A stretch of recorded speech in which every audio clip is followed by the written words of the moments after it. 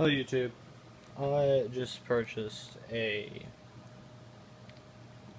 Samsung Ativ Pro 700T off eBay.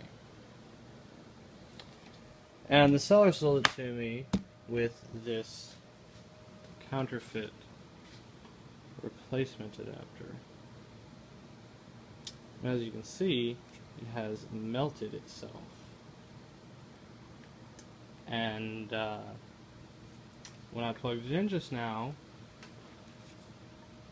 because I unplugged it, it's very hot.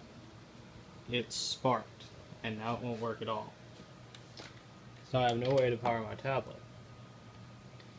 These things are cheap and very bad. I mean, look at that.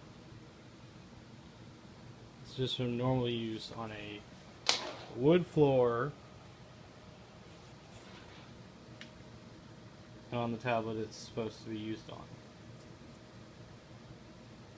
They sell these for like $10. For 20 you can get a real one. There's no reason to buy these.